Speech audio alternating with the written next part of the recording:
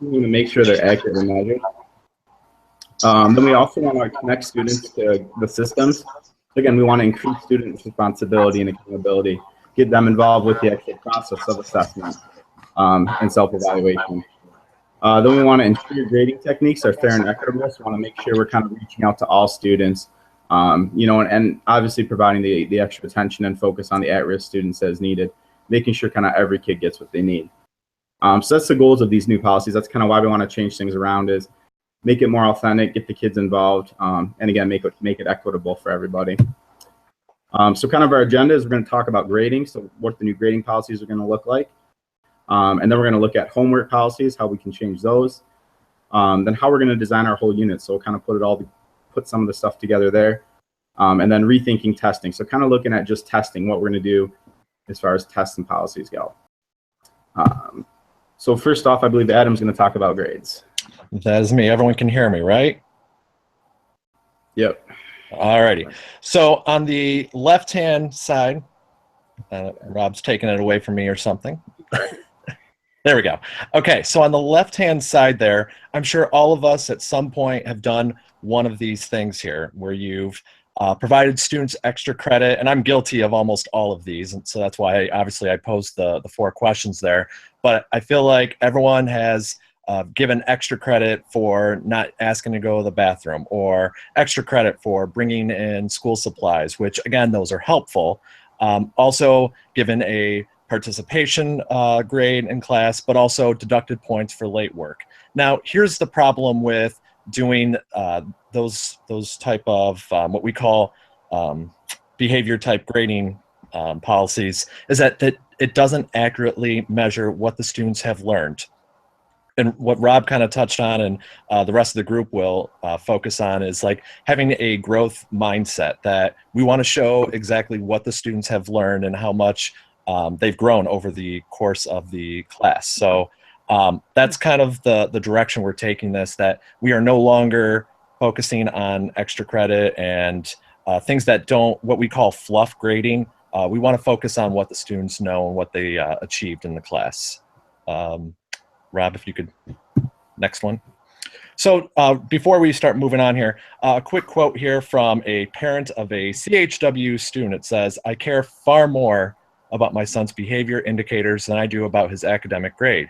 If he's trying hard, paying attention, and doing what he's supposed to, his grade will fall where it belongs." So really, this kind of focuses on if students are held accountable for learning outcomes, they will be motivated to learn and achieve. And if they are not motivated, again, the research does show that, if you deduct points, that's not a motivator for students. So it shows that behavior-based grading wouldn't have any impact either way. So again, that's the idea, is that if they just do what they're supposed to in the classroom, the grade will fall where it's supposed to be. On this slide, just kind of highlighting some key points that I will focus on in terms of rethinking how we grade our students. Statistical sabotage strategies for addressing incomplete or late work, and just talking about some of the benefits of grading smarter, not harder. Next slide. Okay, so on the left-hand side here, you will see student 1, student 2 have almost identical grades, except for student 2. On one score, they got a 0, which looks like we were trying to highlight there. So you see the impact of that 1, 0. Now, when you look at that 0, one might be very confused by that. That 0 shows that it's a complete lack of understanding of the content, right? But I think as educators, we all know that that 0 is something more, more drastic in terms of they probably just didn't do the work at all.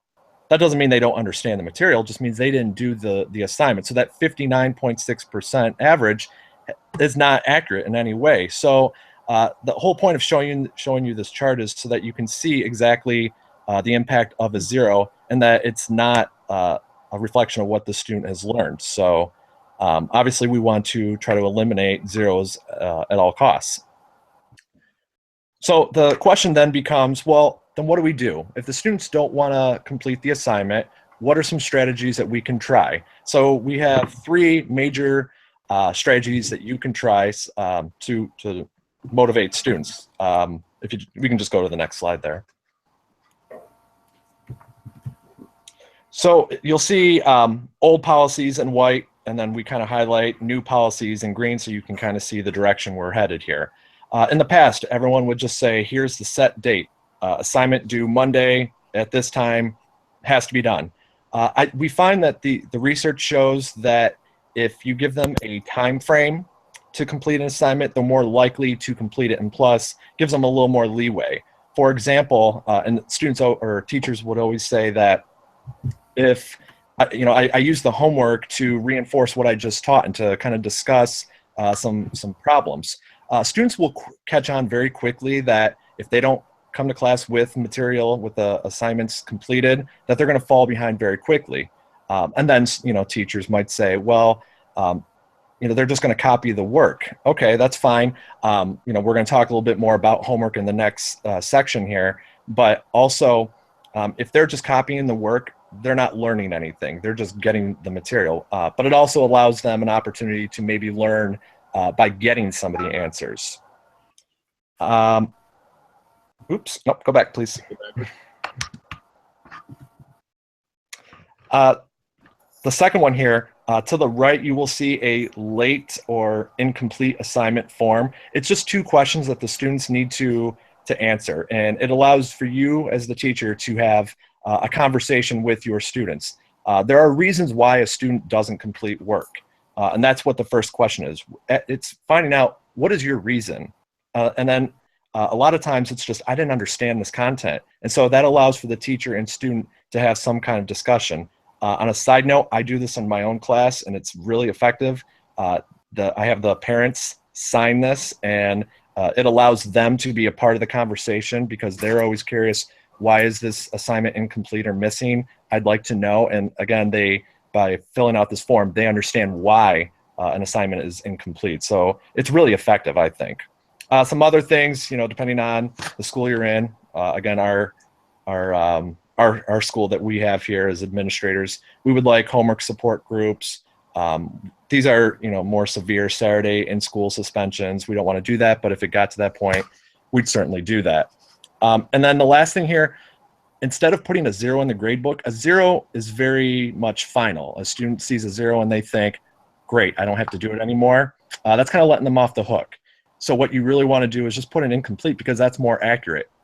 If you put a 0, it shows they learned nothing, as opposed to an incomplete, which says, we don't know what you've learned. We don't know yet. So an incomplete is more accurate. Next slide. 2-tiered testing, very, very simple. What is 2-tiered testing? Obviously, it's 2 tests. One is more challenging than the other. Usually, when a teacher gives out an assessment, there's a ton of students absent on that one day. What you might want to do is have 2 tests, both with the same learning outcomes, but one is more challenging than the other. It highlights the importance of being in school on that day that test is being given. And then you see on the right-hand side some benefits. You're certainly welcome to go through those if you'd like. Next one, please. And then the last one here, matching consequences to behaviors. So we kind of talked already about participation/behavior points. We don't want to do that. We want to put points in the grade book that reflect their ability, not just showing up and being a part of being a part of class.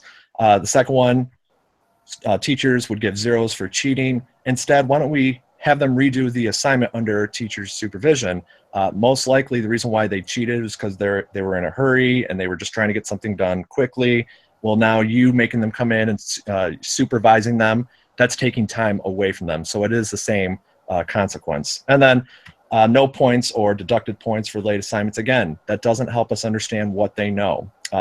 For me, I gave a student 20% deduction years ago, and had I not given him the 20% deduction, he would have got a 98% on a test. But because I took 20% away, he got 78%. So you see what deducting 20% can do to a student's grade. It's not accurate. It showed that he was a struggling student, as opposed to actually he understood it. He just wasn't very punctual. In the interest of time, I know I'm talking a lot here, so I know we sent the PowerPoint to everybody. You can see all the benefits of matching the consequences to behaviors. If you're interested, certainly you can go through those. The next one. And then You know, I don't want to go through all the benefits here, but because we've repeated a lot of them, but the most important one, I think, is the intervention one. It allows for you to have a conversation with the student. And there's a lot of times where students don't want to communicate to us. And if you take the initiative to communicate to them, it's going to be more profitable. And I think you'll get a lot more out of it, and you'll understand where they're coming from as opposed to just being frustrated. So that's for me. I believe it's Rhonda. Yeah. All right. So in addition to rethinking how we grade, we also want teachers to consider rethinking homework at our school. So just a quick quote from a former CHW student: "Why do you keep asking for my homework? I never have it, and I don't think I ever will." And a future CHW student: "Thank you for grading my understanding of the subject matter rather than the completion of it." And so there are many reasons why attaching a homework grade is counterproductive for students. And so this slide outlines all 5 reasons that Dweck talks about in his book, and the importance of really thinking differently about how teachers grade homework. So Rob, if you want to go to the next one, just because I think we're running out of time. The first one, I'm sorry. The first one is that grading homework often confuses completion with understanding. And so many educators, you know, I've heard arguments about, well, we have to teach students to work hard. We have to teach them that, you know, giving a final product is very important, and that's going to help them in the workforce. But research shows that giving a grade to homework is not a measurable learning outcome. And that's also supported by John Hattie's work, and you know, the effect size of homework, which is really low in students achieving outcomes. The next one is that homework promotes busy work at the expense of authentic learning. And so, you know, some of the questions that we would want to ask our teachers to really think about their mindset is, do employees get paid even if they don't work hard? And really challenge teachers to think about more inquiry-based and investigative activities instead of just busy work. Go ahead, Rob. Also, the issue of homework resulting in deflated grades and cheating. Like, how do teachers really know if students are doing their own work? Is it deepening their understanding of the content? Go ahead. Along the lines with perpetuating extrinsic dependency and apathy. So, well, why should I do this if there's not going to be a grade? Why should I do this homework? You know, so helping students become more intrinsically motivated. And then the last one, which is so important, and I think someone else did, teaching with poverty in mind. And, you know, not all students have homes where they're being supported. And so it's not equitable for those students who have things beyond their control, such as, you know, an eviction pending, lack of food, violence. Go ahead. So some new practices that our school would want to incorporate based on Dweck's work is, instead of giving homework, doing more frequent in-class quizzes based on homework assignments, creating homework profiles, providing in-school support. You know, Adam talks a little bit about this, and flipping your classroom, which was a new idea that I hadn't heard about before reading this book. So quizzes, in-class quizzes, it's more equitable, especially for those students who have, you know, variables outside of their control at home. So quizzes are taken in a safe, controlled environment. It really depicts the student's understanding. And the frequent quizzes increases learning because students have to recall that information, which leads to better long-term memory. The second strategy I thought was really interesting is homework profiles. So teachers would assess each student based on 9 categories. Should have included a picture on this, sorry about that. There are 9 different categories. So you look at students who are possibly doing well on homework, but not doing so well on quizzes, or, you know, the opposite. They're not doing well on quizzes, but doing well on homework. And so the teacher goes through each student which helps to give a more personalized learning environment, and the teacher becomes more of a student advocate. For example, I was just thinking about my own son. Category 7, homework poor, tests are good. Those students generally are quick learners, but they rush through their homework. And then, you know, or they're lost, the homework gets lost or scattered.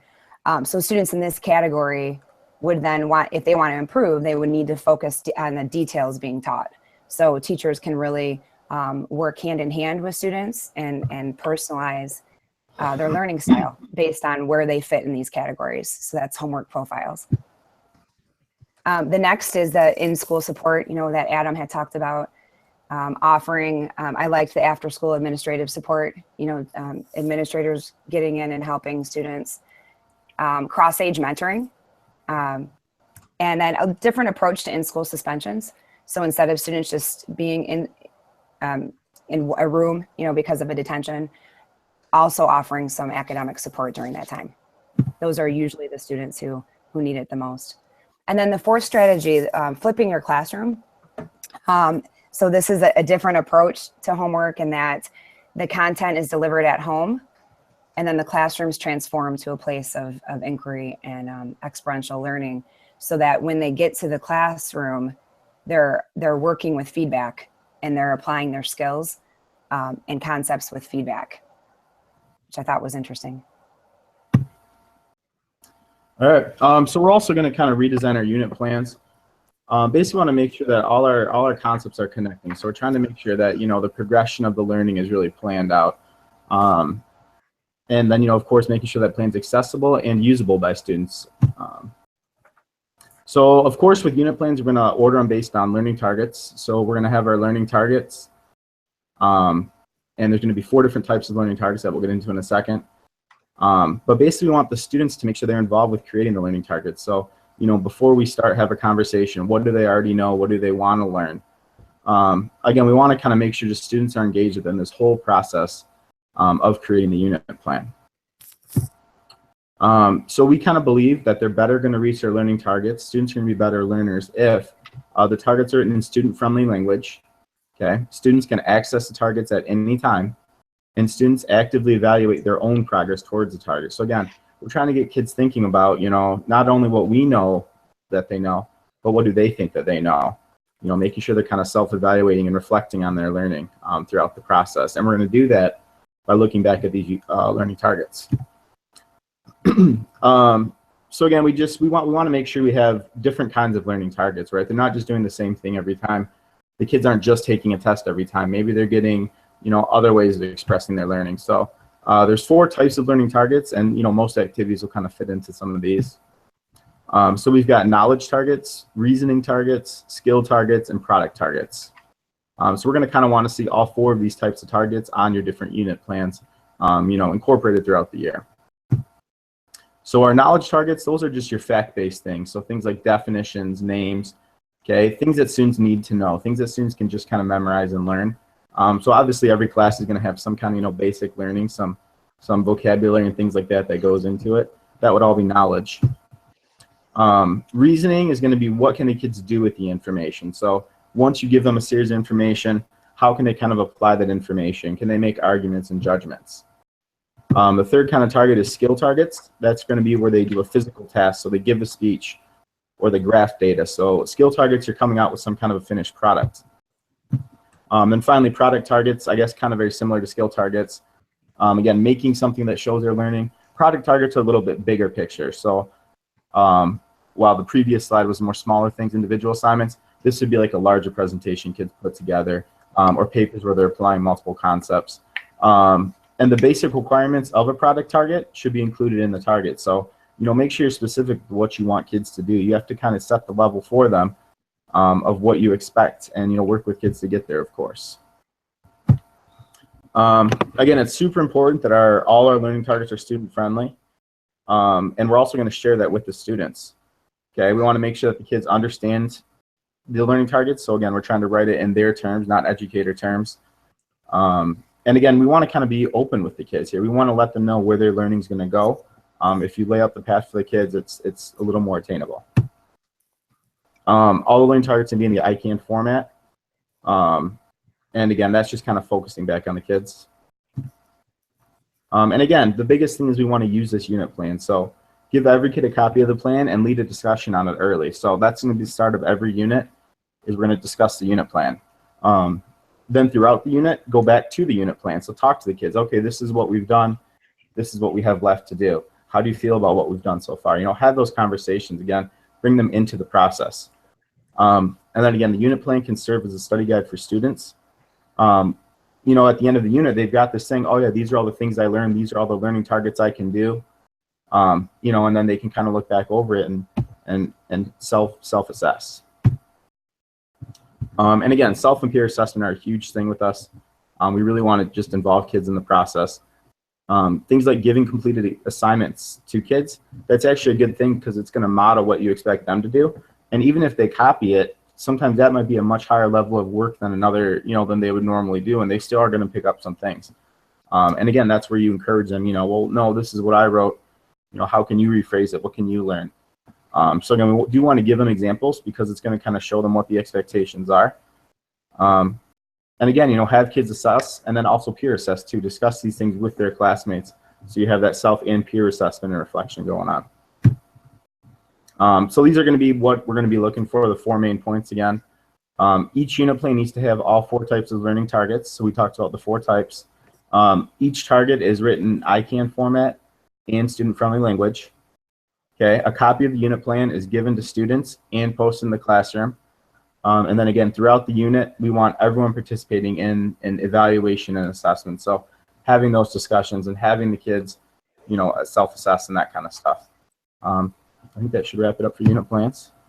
Okay, I know, Molly, you said that our time was up. Can I just quickly finish? How many more minutes do you have left? I mean, I could probably do it in a minute. Okay, go ahead. Okay, so then the last part of the book was testing and rethinking testing, and Dweck really challenges educators to think about a time when you had to get something right the first time. You know, what formal test have we ever taken where we had to get it right the first time? And it's difficult to find an example. And so we would want to really challenge our teachers, and what kind of school do we want to be? Do we want to be grade focused or do we want to be learning focused? And it really starts with our own mindsets. And so I'm not going to go through all of this, but Dweck goes through traditional testing problems with our testing system and how it discourages mastery. In that as soon as a student gets a grade, the learning stops. So what can we do differently in terms of testing? And so 2 main strategies: offering focused revision and customized retest, and then the double dip system for quizzes. And the focused revision and retest, teachers are, you know, before they even they give a test, they're organizing it based on topic rather than test format, so that if students do choose to retake the test, they're not retaking the entire test. They can focus on areas within the test that they struggled with. One of the, yeah, go ahead, Rob, next one. Sure. The creating a tracking sheet for the test for students. So as they're taking the test, they're giving feedback on their own, how they prepared for the test and what's difficult for them, what areas of the test they did not do well on. And then they're able to customize then their retake. There was okay. The double dip, yeah, that's fine. The double dip for quizzes is a different way of teachers organizing how they give their unit tests. So the frequent quizzes that we talked about earlier, that teachers would change the format. So their quizzes would have the same values that the unit tests would have. So just thinking again, helping students study smarter, not harder. What areas do I really need to continue mastering? I'm going through it fast, but go ahead, Rob. So in conclusion, you know, implementing these new assessments, like the group before us said, really takes a shift in mindset. And again, from grading focused to learning focused. That was it. Thank you. So I typed a question over on the right, and I see some other ones too. This is definitely a challenge when we think about not only like the Danielson evaluation framework, but the other frameworks as well. I have an entire section dedicated to establishing a culture for learning. Mm-hmm.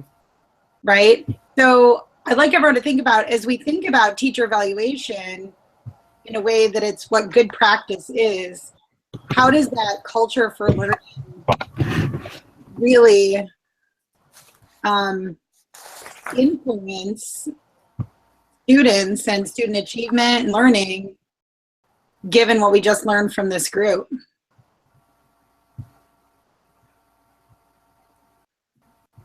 I'll give you an example. I was on walkthroughs in a classroom last week, and no one noticed. None of the principals I was with noticed. But on the wall in the back, it was like, it said, be kind, right? It was kind of like the expectations for the classroom. First one was be kind.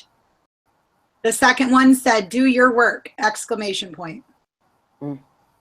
And the principals didn't notice where that was with regard to teacher effectiveness, because what that said on the wall was this classroom is not about learning. This classroom is about work completion, mm-hmm. Right? Which is so many of our classrooms. Even my own children in elementary, I say, how do you know, what are you doing to get smarter at school? They said, I do my work. Mm-hmm. I do my work. And so really huge implications when we think about the crossover between mindset and grading smarter. And I gave you some other resources on the right in the chat box for 2 other books. There's a Ken O'Connor book and also a Rick Wormelli book that are good for grading in the same vein. What other thoughts did you guys have? Well, the company that I work for, they have already implemented this target question. We call them I can statements.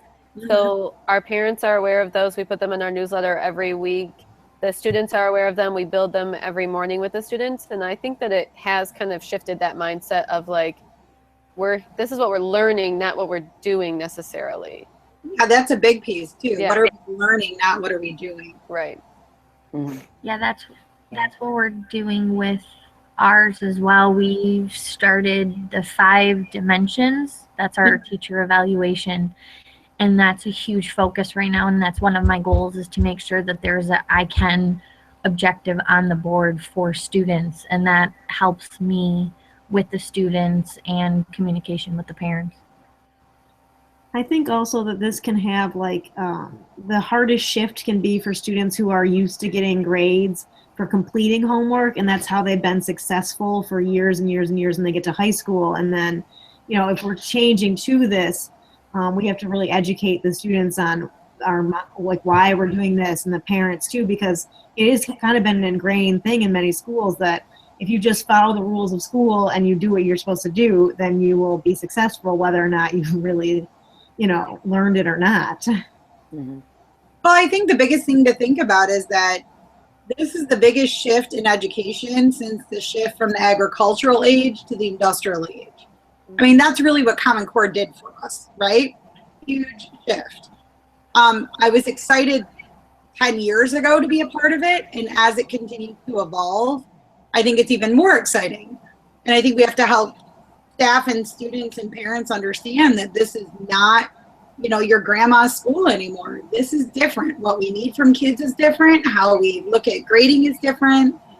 Our kids have to understand that doing school is really important, but I know, Rhonda, you guys talked about intrinsic motivation too. Mm-hmm. Some districts, and I know Livonia is part of that. So, Livonia has an entire subgroup at the high school of intentional non-learners, right? Mm-hmm. So these are kids that we've identified. The problem is not that they're not smart. They're just not doing the work, which is a whole different problem. Right. Mm-hmm. So in high school is value, grades based in value. So, it's a problem and we've got to get through it. And this book, I think, is really helpful at identifying ways that you can take that on. Mm-hmm. Yeah, it was pretty good. Yeah. Anything else for the group? No, well, I have to apologize to our first group. I noticed as this group just started that I forgot to start broadcasting it. So we were talking, but it wasn't recording. Okay, so I'm so sorry I didn't notice that. Again, we're all learning. It's okay. Okay, so we're gonna have Karen, welcome to the group. And we'll have Innovator's mindset go, if that's okay. That's fine. Okay, who's gonna present for your group, Courtney, you or Karen? I will be. Who's I? Courtney. Okay. I didn't see your mouth move because it was already on the screen. I'm gonna share Karen's screen or Courtney's screen. At least she knows we're all taking. Whoops. I didn't mean to do that. All right. Can everyone see it? Yep. Okay, cool. All right, let's go ahead and mute ourselves again.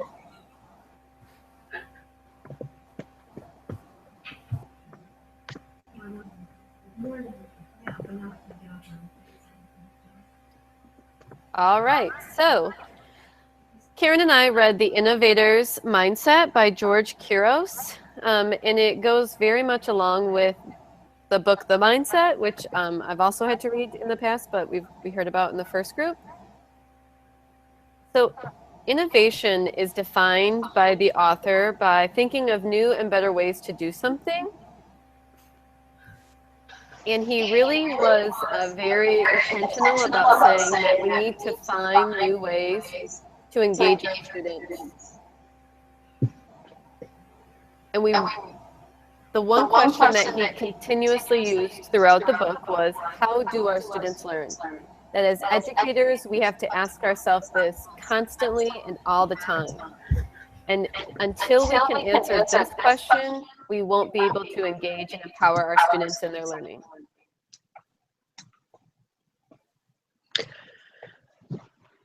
Can you hear me? Yes.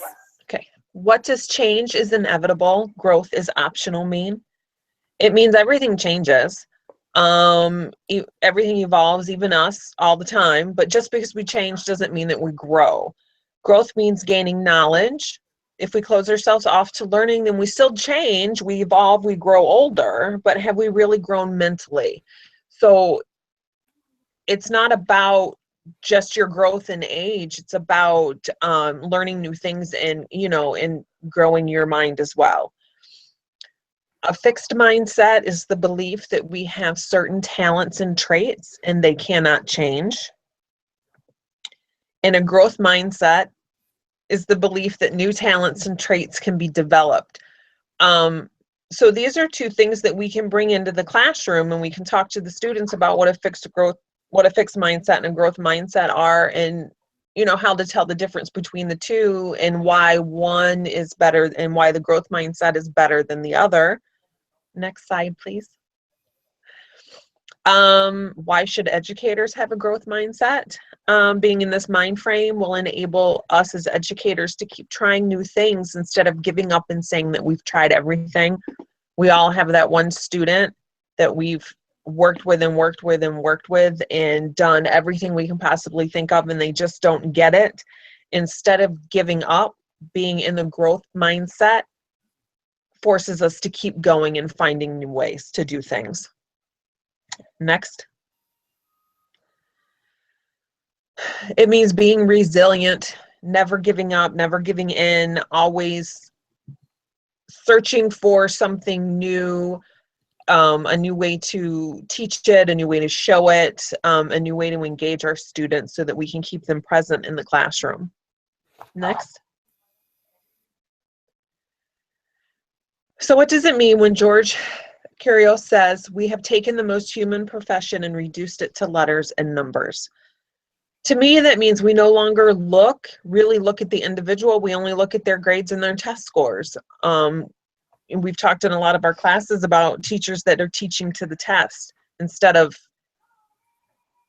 working with and learning with the student. I think it's our job as educators not only to teach our students, but to learn with them as well. We need to learn what makes them tick and what keeps them engaged, and learn and figure out, learn how they learn so that we can help them in the classroom. Next.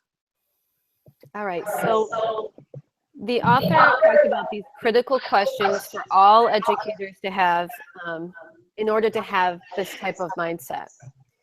Would I want to be a learner in my own classroom? What is best for this student? What is this student's passion? What are some ways we can create a true learning community? Sorry, I can't see the last part of the slides because there's this thing. Oh, there it goes. And how did this work for our students? That each and every day we need to ask ourselves these questions so that we can truly create a growth mindset in our students and in our staff. He listed these characteristics as some, these are the things that people who have this mindset will have. So they'll be apathetic towards their stakeholders. They'll be problem finders and problem solvers. They're going to be risk takers, which Julia talked about in the first one, kind of having that trust that they can take risks. And that they have a mindset that they can fail and someone will be there to pick them up. He also talked about how they need to be networked, having people kind of in your corner that you can bounce ideas off of, but then also kind of steal and borrow from. He said that they're observant, they're creators, they're resilient, and they're reflective. And reflective is something that kept coming up over and over again. That kind of goes along with all of them. You need to reflect on, were you apathetic enough? Did you find the problem? Were you observant? Those kinds of things. And so in order to kind of get this mindset off of the ground, you need to have create these kinds of things within your school. The first thing that was an entire chapter was about establishing relationships, both as a teacher and as an administrator. And he wrote the book with kind of both thought processes in mind. Then he talked about how you have to show trust towards either your students or your staff so that they kind of have that ownership over and take the leadership to make decisions for themselves. You need to build a culture of that, meaning that you are open to suggestions and open to feedback. The next thing they talked about was encouraging school teachers versus classroom teachers. A classroom teacher is only thinking about her own students, and a school teacher is thinking about all of the students within the entire school and the staff. And then something that kept coming up again and again in the book was to have an individual approach, to look at your students and staff as they are individuals and not just as a whole. So what is success? Success looks different for everyone. And to ensure that, we have to create this innovator's mindset and look at the individual and how we can best create success in them. Once the book got into more of leadership-based, he talked about strength leadership. Do you really think someone can be innovative in an area that they hate? So we discussed how you can tap into areas where people are confident in order to help areas that they are weak. He really kind of hit the nail on the head when he talked about in schools we often say, well, you're really bad at addition, so I'm going to make sure that you do 100 worksheets on addition till you get it right. And kind of what he was trying to express was that this is not the best method. Really what we have to do is look at what students really strive in or are confident in and continue to build the competency and confidence in that so that you have that relational capacity with them to build them up, and then they can trust you to kind of guide them through the areas that they do struggle in. But not to just keep hammering on the thing that they struggle with or that they hate. It's not going to create a good environment for them to learn in. When the author got into the topic of technology, he had this great quote which said, "Learners are the drivers and technology is the accelerator." What he was trying to get at is that just because you have 100 iPads or one-on-one technology, it doesn't mean that the students are growing. You have to look at the individual student and then see how you use technology to best accelerate them in their growth. It's not just replacing a textbook with a Chromebook. It's utilizing the different websites and apps and technology-based programs to help better their education. And for my final part is I took a picture of the book, and it kind of was a great visual to the last part of the book, which was about creating professional development for other educators. And so looking at these different areas and how you can allow your staff to kind of build their own and guide their own professional development.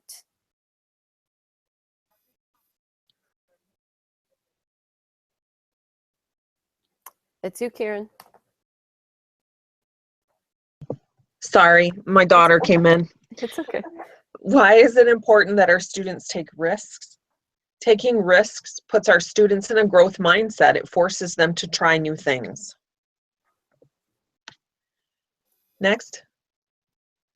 We need to take risk in the classroom to find out how to engage our students. If we don't take a risk to change ourselves and how we teach, how can we expect our students to take risks and learn?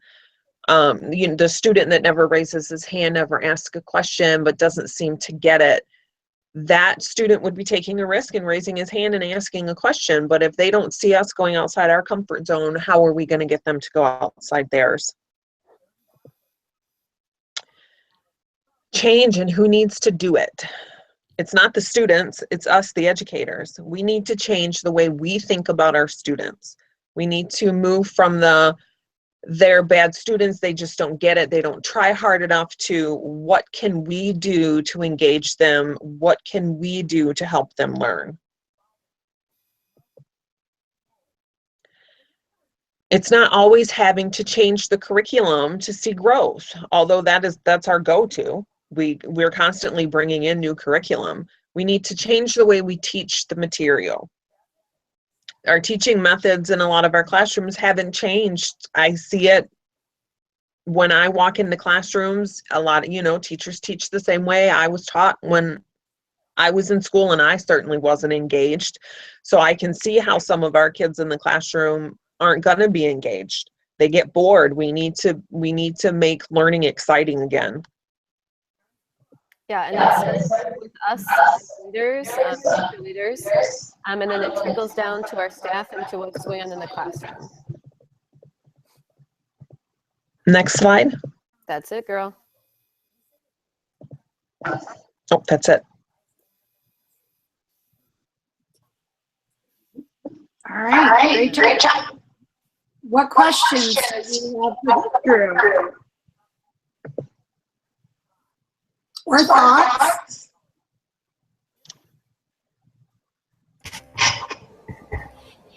I can't get this out.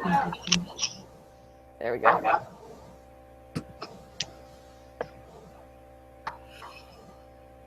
I think your last point was really strong. You don't have to kind of reinvent the wheel, like you're not changing the material. You just have to change your deliverance on that and kind of adjust how you say it and how you phrase it can make a huge difference.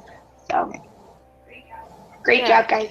Thanks. And the author really kind of hammered in something that a lot of schools are already doing, which is more of the individualized planning for students.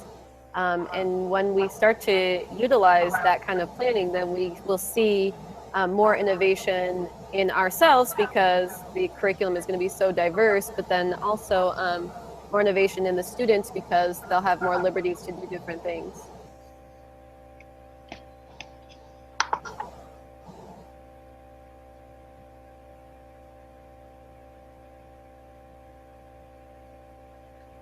Any other thoughts, considering we've heard from two mindsets? I like how you said that it's important to like go outside your comfort zone as a teacher. I think as a language teacher, I notice that some kids are afraid to like speak Spanish. They think everything has to be perfect. But when I show them that I make mistakes too as a teacher, and the more that I'm willing to press myself to say things that are more complicated, I've noticed that they're more willing to do that as well. Because it's just a skill that we're practicing and learning. And so to model that for students is so important. And sometimes teachers think, well, we can't show that we don't know all the answers, but really, I mean, we're learning along with them too, especially in some very complicated type content areas that we're teaching. Yeah, and I think too, as leaders or future leaders, you have to show that same kind of vulnerability, like, hey, this is something new and we're going to try it, and I've researched it, but we'll kind of see how it goes. Mm-hmm. Yeah. I think it shows everyone that you're human. Right. And that you make mistakes too. And you're not even just mistakes, but that you're learning with them. Right. And I think when teachers and leaders are able to say to a group of people that either students or the staff or whatever that, yeah, I made a mistake, like that is a really powerful kind of a statement to make. And instead of trying to cover it up and say, well, no, that didn't happen because of me or whatever, that admit when something didn't go the way you planned is okay. Mm-hmm. You're right. Yeah, I guess somebody can't see. I posted a picture on the chat of me and George going through the Kalamazoo list. So if you want to be jealous, George is a really cool guy to hang out with. So, he's also great to follow. Follow on Twitter and Facebook. He's a teacher's teacher, and but he gets the principal thing too. So he's really great.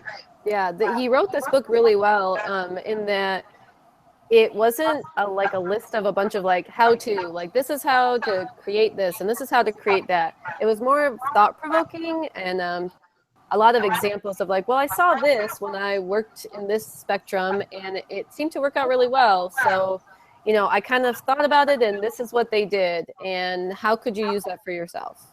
So it was a really, I wouldn't say a quick read, but it was really engaging and I actually did enjoy it. Don't tell people that I enjoy reading teacher books, but Well, it made me think about the online post you guys did about technology with 21st century skills. Yeah. Because there seems to be a disconnect between some people feeling like students were ahead and teachers were ahead, and I think it's not about, again, the technology. It's about the learning. The technology is the accelerator. Right. And us still being on different pages as students and teachers, even though many teachers are tech savvy. It's about kind of making this next step together. And then I think Rob, it was you saying that you felt like there was more of an even playing field. Yeah. I mean, I think like when they brought up, they said that like, it's up to the teachers to change. It's like the kids aren't going to change. They're going to, they're going to want to learn different ways and they're going to want to, be who they are. So I think it's up to us to kind of adapt to them, embrace the technology and stuff, Yeah, but it's also more than just like, here's a bunch of cool stuff that you could do, but really like looking and researching what's most effective. Yeah. Because, like school districts will purchase 500 different websites for kids. And if you don't utilize it, then they're just pretty much playing games. But, some of them are geared where you can like specify and create learning plans for kids based on their needs. Those are much more beneficial than like, here's an iPad with a bunch of random apps about multiplication. Have fun, Yeah. I think it's realizing that our job doesn't end when the school day ends, that we're going to have to do stuff at home. I have teachers that I work with that if they ever have to take stuff home to do, they get upset and mad because that's supposed to be their time. But our job doesn't end when the school bell rings at the end of the day. We have to do that research at home and develop those things at home. Yeah. All right. Well, thank you so much. I'm glad it was good. I know I put a quote, one of my favorite quotes from George is, kids aren't addicted to their phones. They're addicted to the relationships they get from their phones. And so right after I heard him say that, I sent him a message and I said, well, I just took my kids' phones away. Is that like when my parents used to old school ground me from going to the neighbor's house? Like, did I just remove all their life? Like, is that like old school grounding for us? And what I didn't really realize is it was, right? Mm-hmm. So it's just things are different, and we keep trying to try and stick a round peg or a square peg in a round hole. Right. Instead of trying to find a square hole, right? So, all right, well, thank you. And we're gonna let Deanna go. She's a solo wonder tonight, but I'm excited to hear what you have to say. Are you ready to share your screen? Deanna? Yes, I'm trying. That's okay. Share it first, I think. Screen share. There we go. And I tapped on it.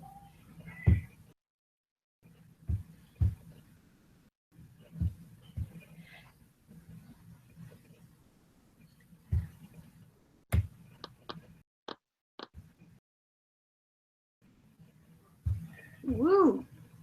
There you go.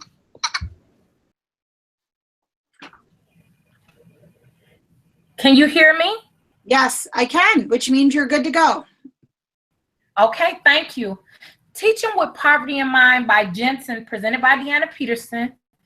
And the subtitle was very important: What Being Poor Does to Kids' Brain and What Schools Can Do About It.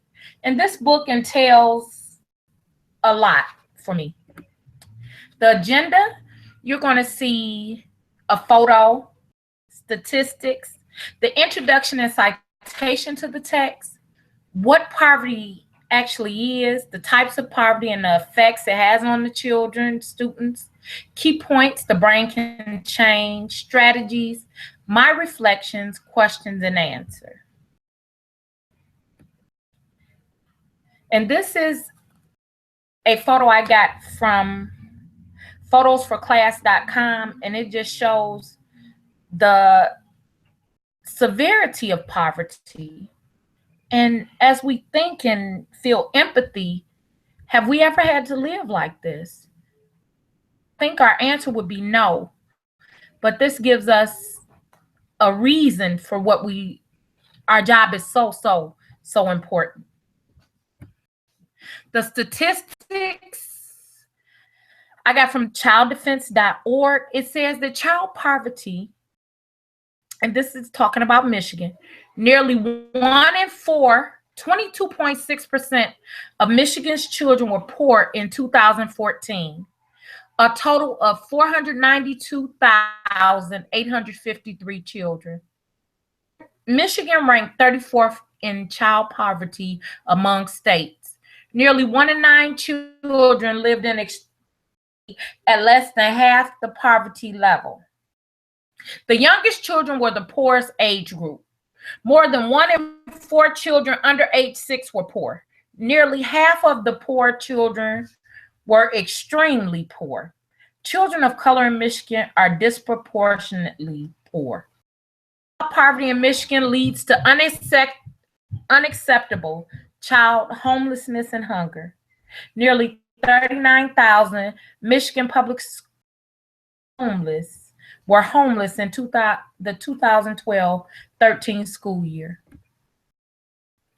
This book is by Eric Jensen, as we know, Teaching with Poverty in Mind, What Being Poor Does to Kids' Brains and What Schools Can Do About It. This was a text that was interesting and needed for me.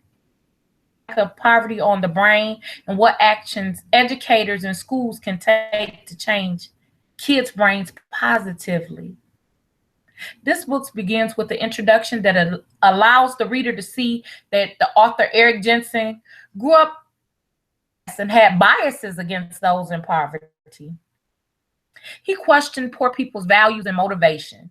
Just why wouldn't they get up and do? Admittedly, Jensen is excited that education and travel made him wiser about poverty. Preview his writing and gives his strategies to engage readers. Chapter 1 is entitled Understanding the Nature of Poverty. This chapter begins with a veteran teacher named Chris Hawkins. Mr. Hawkins teaches at a school with a high rate of poverty. Sometimes Chris is discouraged and saddened by his students' late arrival to class and their negative behavior. And throughout the text, they track Chris Hawkins' transformation as he gains the strategies that are listed in the book. Poverty defined as presented by Jensen. Jensen defines poverty as a chronic and debilitating condition that results from multiple synergistic risk factors and affects the mind, body, and soul. And to me, that's disheartening that it would hurt children so bad. Jensen asserts that there are 6 kinds of poverty, and they are situational, caused by some crisis, and is usually short-lived or short-term. Examples include divorce and mental illness. Generational poverty happens in families when at minimum 2 generations have been born in poverty. Absolute poverty is occasional in the U.S., where there's a things, a shortage of the needs like running water, and the focus in this kind of poverty is just day-to-day survival. Relative poverty is a comparison between the family's income and that of the average standard of living. And the impoverished income is shown to be lower. Urban poverty, that's the poverty in cities with populations over 50,000 people. Poverty happens in rural areas of less than 50,000 people. That was on page 6. Then Jensen goes on to mention the effects of poverty are mentioned, and they present challenges in emotional, social stressors. There's cognitive lags and health and safety issues. In chapter 2, it talks about behavior is a combination of genes and environmental factor, but DNA only accounts for 30 to 50% of behaviors, according to this text. So the other percentage that's missing is environmental. Economic status plays a part in socialization. Children who live in poverty do not make the decision to behave contrarily, bad or negative, but are faced every day with devastating challenges that wealthy children never face or see. Children's brains have adapted to the poverty conditions in ways that hurt school performance. Jensen uses the acronym EACH, which I found very important: emotional and social challenges, acute and chronic stressors, cognitive lags, and health and safety issues. And that's what the acronym EACH stands for. There are emotional and social issues that are faced by poor children, like teen parenting, depression, poor health care, no access to health care, not enough attention being paid to them by their parents, no quality time with their parent, a parent that's very stressed. And this has been researched and proved to lead to poor school performance. Children who are impoverished use fewer keys on the emotional keyboard. And this book also says that humility, empathy, sympathy, optimism, and compassion, along with other emotions, must be taught. And I had a reflective moment here. It is educators' job to help teach these emotions. When? Now. This type of instruction has to be included with the Common Core and other standards. It has to be a part of our reflection and teaching. We need to educate the whole child. Teachers are sometimes the only concerned adults in students' lives when they come from an impoverished background. Action steps, strategies with Jensen's assertions. Jensen says, for example, we have to embody respect. We have to give respect to pupils first. That's giving the students respect without expecting anything in return, without expecting them to be respectful first. I'm from an era that the child has a place, and that place is to be respectful no matter how disrespectful the adult is, but times have changed. Jensen says we need to avoid directives, model and discipline through positive relationships, embed social skills, teach meet and greet skills, teach taking turns, conduct social emotional skill building. Our classroom. Cognitive lags and stressors.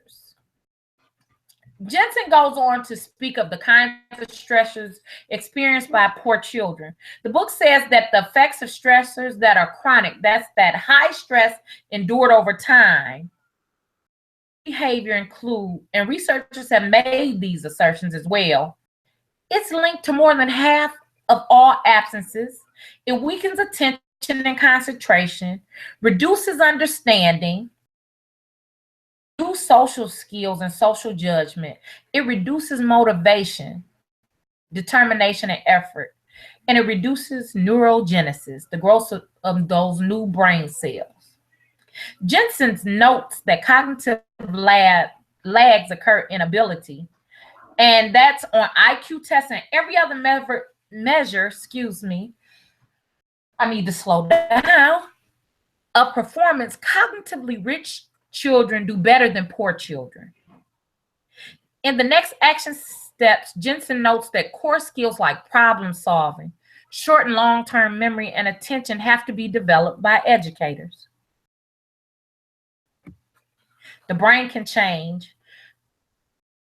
Talk about one of my favorite portions of the book, neuroplasticity. And he says, this is the quality that allows region-specific changes to occur in the brain as a result of experience. Teachers must be willing to change and change the learning environments. Jensen says brains were created to change, and neuroplasticity allows changes in the brain to happen. Researcher lists evidence of brain-based changes such as language changes and learning to play music. Jensen cites several studies noting the IQ can change as well. For example, he notes early childhood exposures and educational intervention research done by Chaudhry researchers in 2005. Jensen speaks of fluid intelligence is outside of the context and can be transferred in the real world. This can be taught. It is a crucial kind of intelligence. Jensen goes on to tell action steps and strategies. Again, he asserts students need capacity. He goes on to say the environment is altered for the better to help express your students' generalist genes. You can get a broad, significant ripple effect on behavior and learning. And this is a reflection point for me. What educator does not want positive ripple effects in behaviors and learning? Jensen does list needed skills for students. Then he goes on to note that activities like exercise, chess, the arts and music, and computer-aided programs help the student's operating system.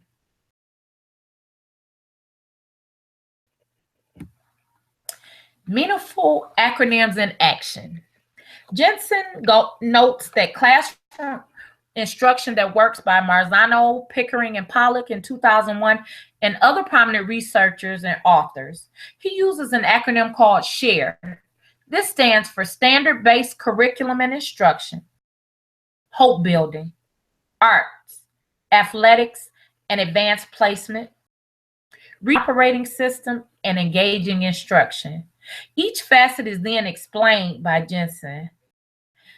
This acronym of SHARE, schools that are successful at doing this, and each part of SHARE. For example, in the action step step section of retooling of the operating system, Jensen lists vital skills in the acronym CHAMPS. C stands for Champions Mindset. This means students show an attitude steeped in success and are sure they can change and learn new behaviors. And H means hopeful effort.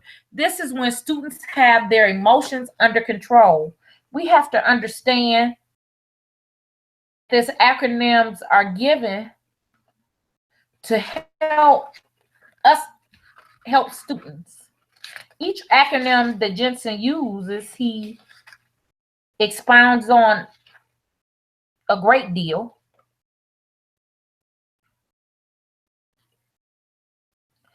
And he shows the skills associated with that. And it's near the end of his text where he talks about CHAMPS. And he gives each way kids become smarter kids to implement an advanced placement curriculum. And he gives the steps taken and needed to do these things. He doesn't just give you a book and let you go. He gives you a step-up activity as well to set things in motion and actions. And that's 5. My reflection and reaction. In these 6 chapters, it has done more for me than any professional development I have ever had in my 10 years of teaching on poverty. The issue of poverty is not going away, so strong teachers must assert themselves and not give up on students. This book makes me understand what poverty is and how it does so much damage to students. It is noted that stress faced by children of poverty is not normal stress. It is overwhelming stress. My misconception was addressed. I thought poverty was not that serious at first. Yet anything that alters one brain is serious and has to be changed. As a teacher, I have a serious job. We all have a serious job to do to help reverse the effects of poverty. Most of the students I teach live in poverty. So after reading this text, I better understand how their home environment has shaped their whole being. Rude and disrespectful. Since students are in a different mind and behavior mode, I will stop punishing the behaviors and model more. Here are some questions I had to ask myself, and you need to ask yourself as well. Do you see poverty in a different light now? How will you teach students from impoverished environments? Do you care enough to change your practices and approaches to teaching in poverty? I got so much from this text. Students who live in poverty come to school and exhibit acting out, intolerance, and lack of social graces. They have an immature emotional brain and need help, the help of educators.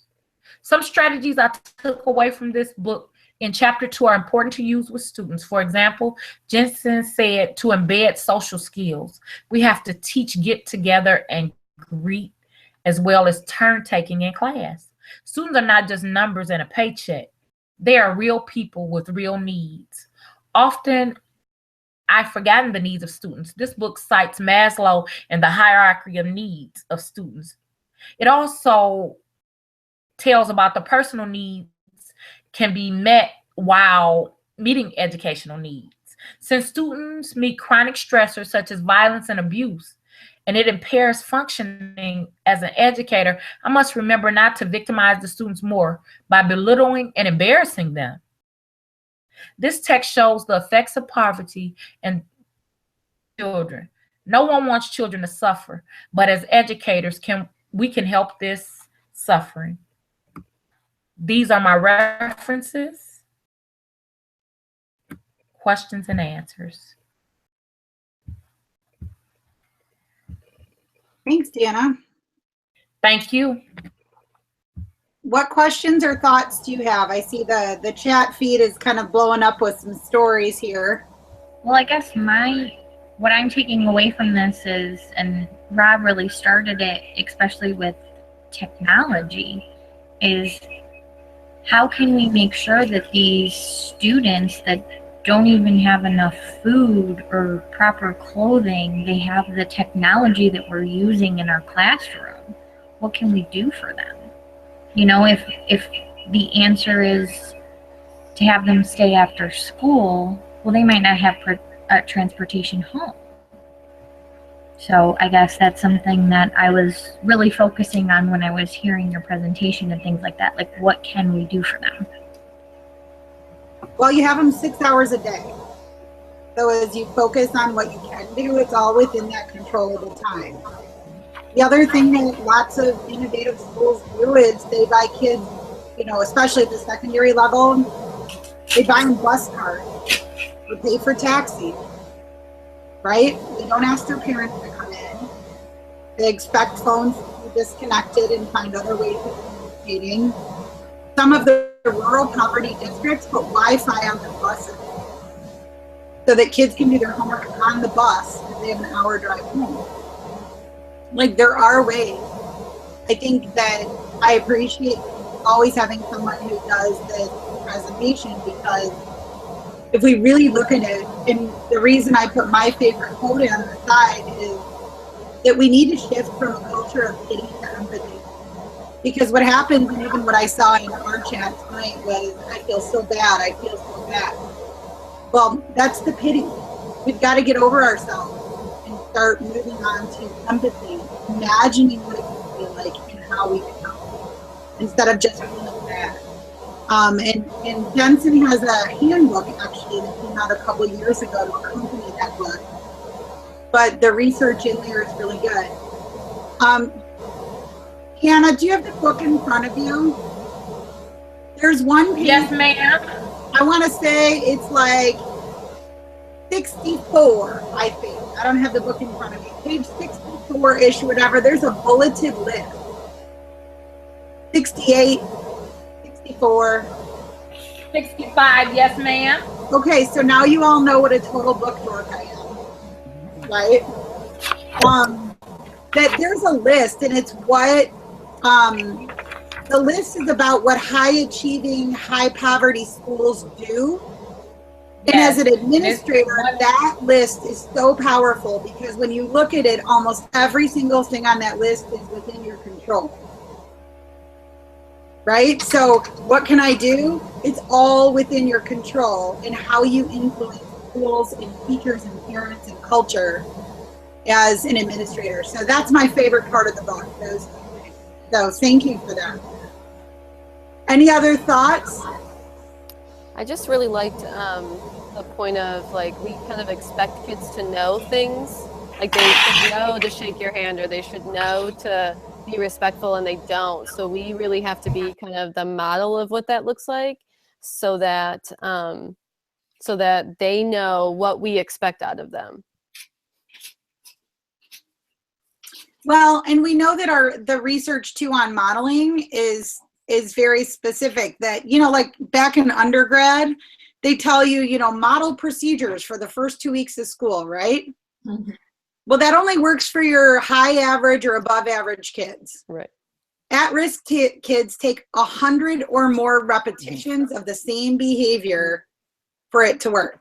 And any kids that have some severe influence, special disability, things like that, which you would consider kids in poverty, according to this brain research, right? It's impacted their brain in that category, 200 plus repetitions. So any of you ever seen a kid who didn't know where the art room was at the end of the year? I have. Oh, yeah. I'm like, where are you going, honey? The art room. It's May. What do you mean you don't know where the art room is, right? Her life was a mess. Right. She couldn't get it. And it had nothing to do with that. And so it's why looping is so successful. It's because kids are having over that 200. There's only 181 days in school. Even if you practiced hanging up a backpack every day for 181 days, some kids still wouldn't know where to hang their backpack. Mm-hmm. And everyone always says, well, this kid just doesn't get it. Well, it's also kids in poverty whose brain's been impacted by that. Yeah. So there's some real strategy to working with students in poverty, and some really gifted teachers and administrators who understand the components of that book.